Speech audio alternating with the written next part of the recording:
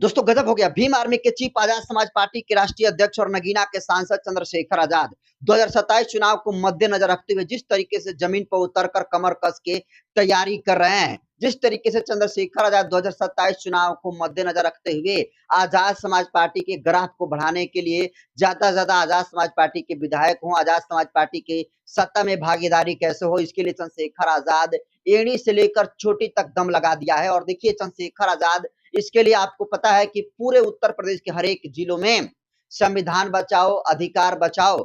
भाईचारा बनाओ महारैली कर रहे हैं। और उन महारैलियों में जिस तरीके से लोगों की भीड़ आ रही है, वो भीड़ देखकर तो आप ये कह सकते हैं कि चंद्रशेखर आजाद अब इस देश के बहुजनों के बड़े विकल्प के तौर पर बनकर उभर रहे हैं। और रोजाना हर एक दिन चंद्रशेखर आजाद की पार्टी आजाद समाज पार्टी का ग्राफ बढ़ रहा है। और ये ग्राफ कैसे बढ़ रहा है, तो जो लोग बीजेपी में हैं, समाजवादी पार्टी में हैं, बहुजन समाज पार्टी में है, आरएलडी में है, तमाम पार्टियों में है, उन तमाम पार्टियों को छोड़कर रोजाना हजारों की संख्या में लोग चंद्रशेखर आजाद का भविष्य देखते हुए आजाद समाज पार्टी ज्वाइन करने का काम कर रहे हैं। और आज ऐसी ही दोस्तों आप लोगों के बीच में खबर लेकर आया हूं, जिसमें मेरठ जिला में चंद्रशेखर आजाद ने गर्दा उड़ा दिया है। 2027 चुनाव से पहले चाहे समाजवादी पार्टी हो, भारतीय जनता पार्टी हो या फिर बहुजन समाज पार्टी ही क्यों ना हो, उसको बड़ा झटका चंद्रशेखर आजाद ने दिया है। और चंद्रशेखर आजाद की पार्टी में शामिल होने वाले हजारों लोग हैं, और उन हजारों लोगों में दर्जनों लोग ग्राम प्रधान है, बहुत सारे लोग भारतीय जनता पार्टी का, समाजवादी पार्टी का, बहुजन समाज पार्टी का स्टेट कोऑर्डिनेटर हैं, जोन कोऑर्डिनेटर हैं। और ये तमाम लोग अपने अपने दलों को छोड़कर आजाद समाज पार्टी को जो है ज्वाइन करने का काम कर रहे हैं। और जिस तरीके से चंद्रशेखर आजाद के लिए ये लोग मेहनत कर रहे हैं, एक बात तो तय है कि चंद्रशेखर आजाद की party Azad Samaj party, Bahujan Samaj party,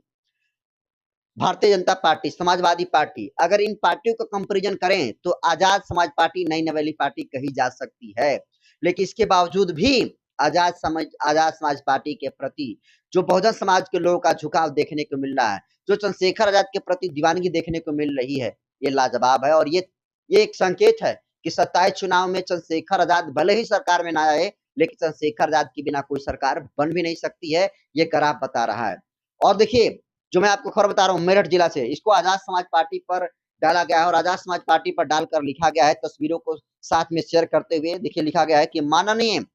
राष्ट्रीय अध्यक्ष भीम आर्मी चीफ एवं नगीना से लोकप्रिय सांसद भाई चंद्रशेखर जी के विचारों और संघर्ष से प्रेरित होकर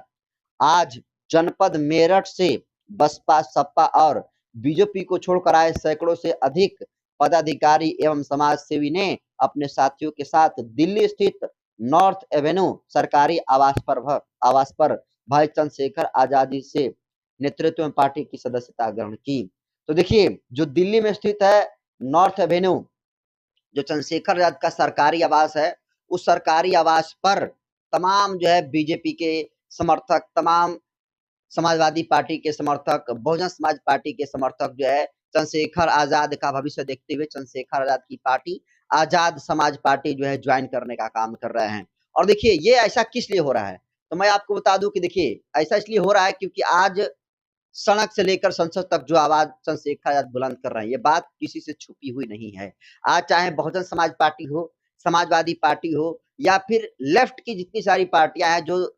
सोशलिस्ट जो पार्टियां खुद को कहती हैं और कहती हैं कि हम बहुजन विचारधारा पर लड़ते हैं, हम बहुजनों के लिए काम करते हैं, लेकिन जब यूजीसी जैसे बड़ा मुद्दा आता है इस देश में, तो अपने वोट बैंक को बैलेंस करने के लिए ना उस पर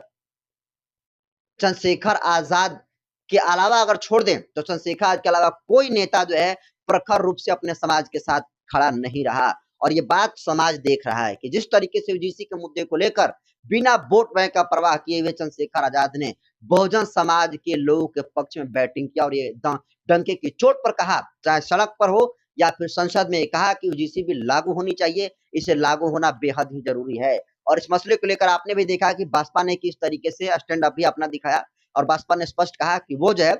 जो यूजीसी लागू हो रहा है उसमें संशोधन करे। और हल्का फुल्का आप देखेंगे तो ब्राह्मणों के पक्ष में थोड़ा ये माहौल दिखा। वही जो है दूसरी तरफ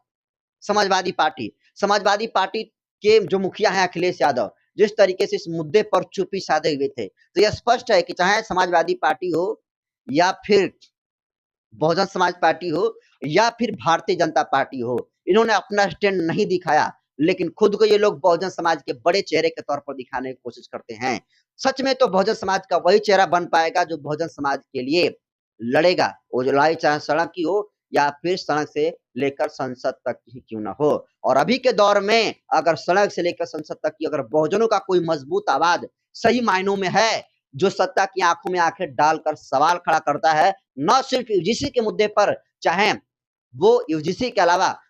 चाहे वो शिक्षा का मुद्दा हो, रोजगार का मुद्दा हो, रिजर्वेशन का मुद्दा हो, एससी एक्ट का मुद्दा हो, उन तमाम मुद्दों को लेकर आज